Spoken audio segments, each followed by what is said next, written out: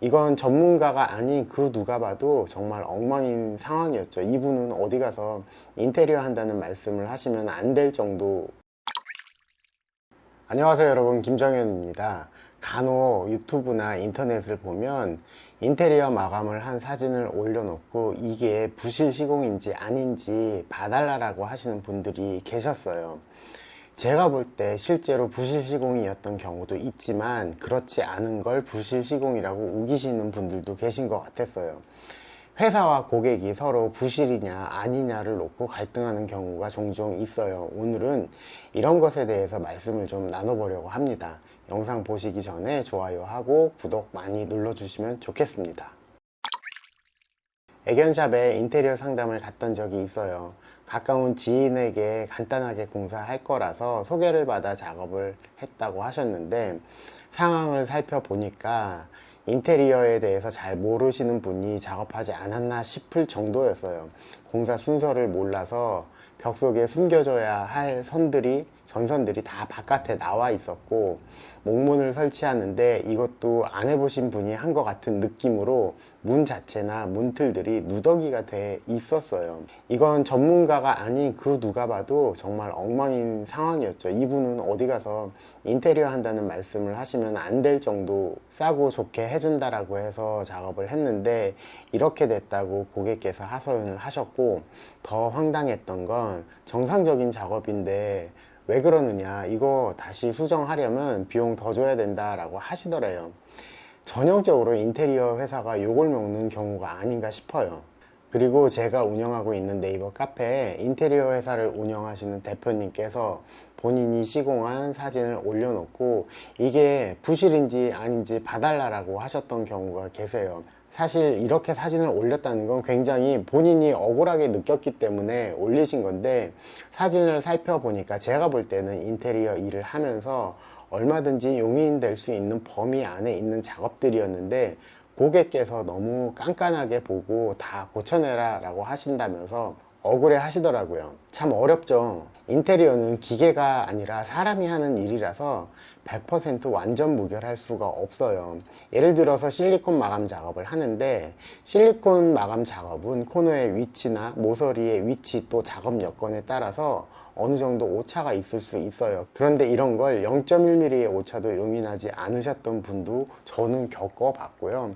또 강화마루 시공을 하는데, 강화마루는 재질 특성상 어느 정도 수축이 있을 수 있어서 이 재질의 시험 성적서에 용인되는 수축이 있을 수 있다 하면서 시험 성적서도 보여드리면서 설명을 드렸었는데, 이조차 이해를 하지 않으셨던 고객도 계세요. 기계가 만드는 자동차도 불량이 있을 수 있고 모든 제품이 다 똑같이 완전 무결하게 나올 수는 없어요. 하물며 사람이 하는 인테리어 작업이 기계처럼 할 수는 없잖아요.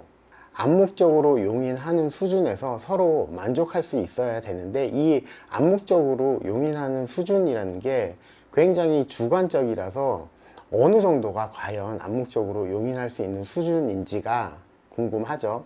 제가 생각하는 용인할 수 있는 수준이라는 건, 공사 현장을 마감했을 때 고객이 차후에 누군가를 다시 소개한다거나 본인의 작업을 다시 의뢰를 한다면 어느 정도 만족할 만한 마감이 되지 않았나 라는 생각을 합니다. 회사 스스로 마감 기준점을 높이고 최선을 다한다면 작업하는 과정 중에서 고객도 어느 정도 이해해 주지 않을까, 고객도 어느 정도 용인해 주지 않을까 라는 생각도 해보고요. 작업을 해놓고 고객과 갈등이 생겼다거나 작업을 한 이후에 고객에게 더 이상 연락할 일이 없고 고객이 나에게 연락할 일이 없다면 이거는 분발해야겠다라는 신호로 받아들여야 하지 않을까 싶어요.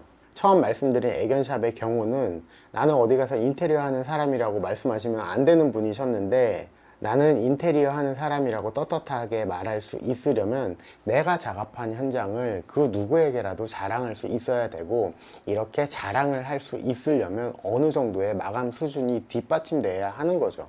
고객 여러분들께서도 내 기준에 인테리어 마감이 좀 이상하다 싶으면 무턱대고 고쳐내라라고 하실 게 아니라 주변 아는 지인의 집이나 매장 같은 데 방문해 보시고 내가 보고 있는 그 지점을 한번 확인해 보시면 이게 정말 부실 시공인지 아니면은 일반적으로 용인할 수준인지를 가늠하는 데 좀 도움이 되시지 않을까 싶어요. 영상 초반에 말씀드린 것처럼 정말 부실 시공인 경우도 있고 정상 시공을 부실이라고 우기는 경우도 있어요. 회사나 고객이 일방적으로 자기 주장만 한다면 그 끝은 절망에 가까워져요. 회사는 자신이 작업하는 현장을 그 누구에게라도 자랑하고 싶을 만큼 신경 써서 일을 한다면 고객은 이 회사가 우리 집을, 우리 매장을 위해서 얼마나 열심히 일을 해주고 있는지 저절로 알게 돼요. 높은 수준의 인테리어 마감을 추구하는 건 고객에게도 물론 좋지만 그보다 우리 회사, 우리 회사의 발전을 위해 더없이 좋은 방법이라는 걸 꼭 아셨으면 좋겠습니다. 오늘 영상은 여기까지 할게요. 감사합니다.